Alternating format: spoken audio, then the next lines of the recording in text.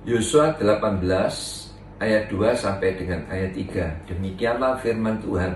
Pada waktu itu masih tinggal 7 suku di antara orang Israel yang belum mendapat bagian milik pusaka. Ayat 3. Sebab itu berkatalah Yosua kepada orang Israel, berapa lama lagi kamu bermalas-malas sehingga tidak pergi menduduki negeri yang telah diberikan kepadamu oleh Tuhan Allah nenek moyangmu. Jadi dari ayat tersebut memberikan pengertian, ya, agar saudara dan saya sebagai anak-anak Tuhan, kita itu jangan bermalas-malasan. Dalam kisah tersebut ada 12 suku Israel yang dibawa masuk oleh Tuhan ke negeri Kanaan. Yang 5 mendapat bagian milik pusaka, tetapi yang 7 belum. Dan yang belum dikatakan mereka bermalas-malasan. Artinya apa? Penyebab Israel itu tidak mendapat bagian milik pusaka sebab oleh karena apa? Kemalasan. Jadi hari-hari ini iblis itu sedang tiupkan angin kemalasan, saudara. Contoh, ya, oleh karena apa, saudara? Oleh karena badai COVID ini banyak orang menjadi malas tidak berdoa lagi, ya, malas tidak baca firman Tuhan, malas untuk beribadah lewat YouTube, lewat acara live kita tidak ada keseriusan, ya, malas memuji Tuhan, malas apalagi, malas bersaksi, malas berpuasa, malas melakukan doa peperangan. Nah, jadi kita harus hati-hati, saudara. Jadi orang yang bermalas-malasan, kalau kita teliti di dalam Alkitab, itu merusak rencana Tuhan. Ditulis di dalam Amsal 18 ayat yang ke-9 dikatakan, orang yang bermalas-malasan, ya, dalam pekerjaannya sudah menjadi saudara dari perusak. Nah, jadi itu saudara, Tuhan ingatkan supaya saudara dan saya, kita harus menjadi pribadi yang rajin, saudara, ya. Kita harus tekun untuk cari Tuhan, ya.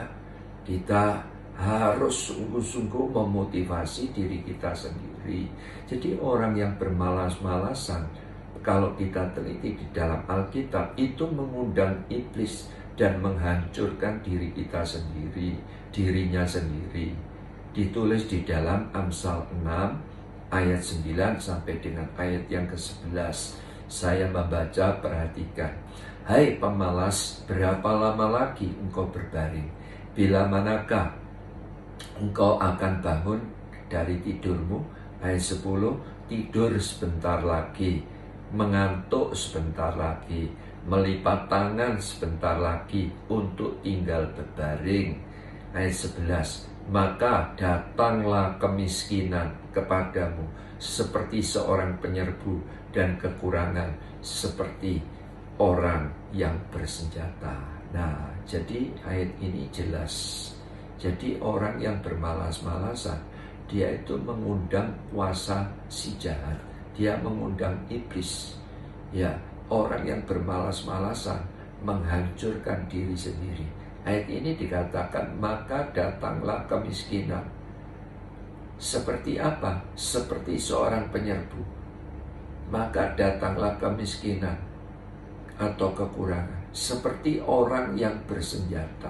Nah, seperti orang yang bersenjata. Jadi jelas, orang yang bermalas-malasan, ya, dia itu mengundang kuasa gelap. Itu. Jadi orang yang bermalas-malasan itu dapat digambarkan itu seperti batu kecil itu loh, yang membuat kita jatuh, saudara.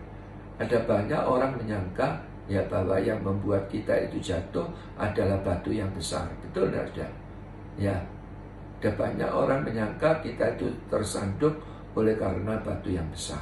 Tetapi saya mau katakan, batu yang kecil pun juga bisa menyebabkan kita itu menginjak batu ini terpeleset dan jatuh, dan bisa merugikan diri kita. Betul tidak? Ya. Orang bermalas-malasan itu dapat digambarkan seperti apa lagi, saudara? Seperti angin sepoi-sepoi, ya, membuat orang itu tidak sadar, membuat orang itu lalai, ya. Jadi ibarat itu seperti kerah.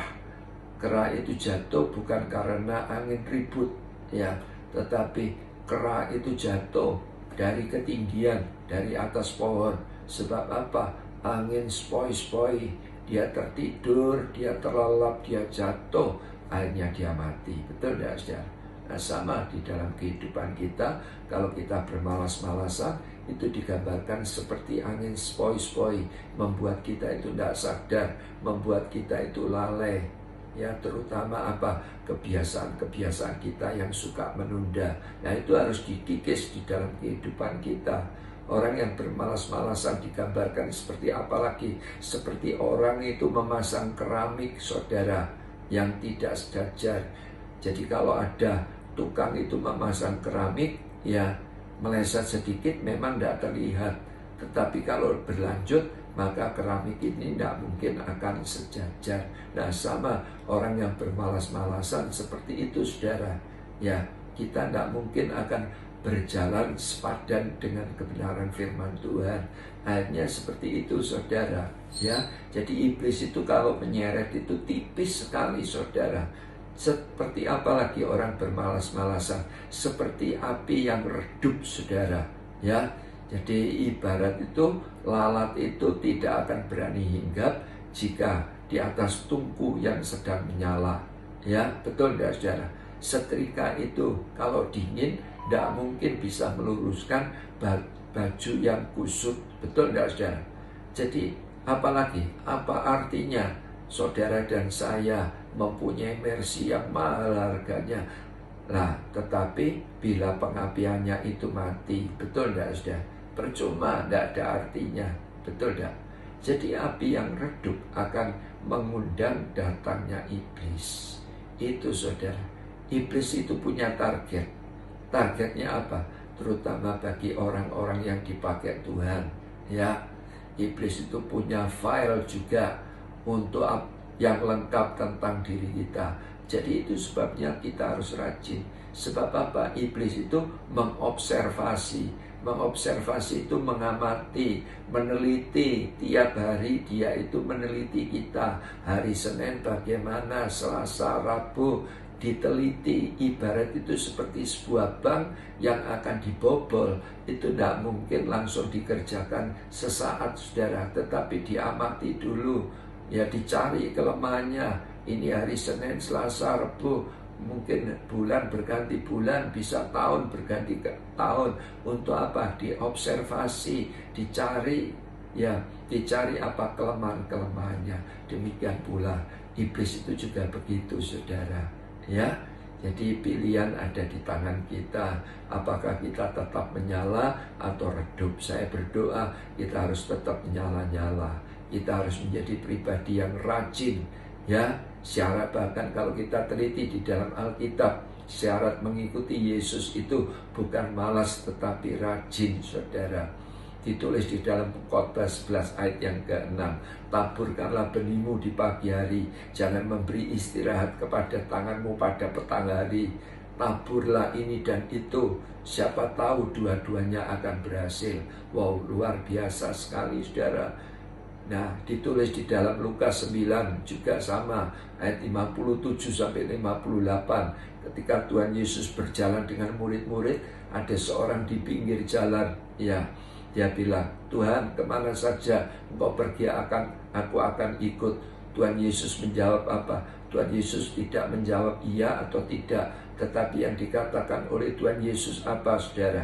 Ya, serigala punya liang, ya, burung punya sarang, tapi aku, kata Yesus, sebagai anak manusia, aku tidak ada tempat untuk meletakkan kepala. Untuk meletakkan kepala kita ini apa? Leher. Leher ini yang menghubungkan kepala kita dan tubuh. Itu berbicara tentang apa? Doa. Yang artinya apa? Kalau kita mau mengikuti Tuhan Yesus, kita harus banyak berdoa. Amin. Meletakkan kepala bisa digambarkan apa? Bantal. Ya, serigala punya liang, burung punya sarang, tetapi aku Yesus sebagai anak manusia tidak mempunyai tempat untuk meletakkan kepala.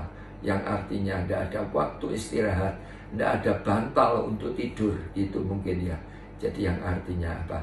Rajin. Amin saudara. Jadi itu sebabnya saudara, hari ini kita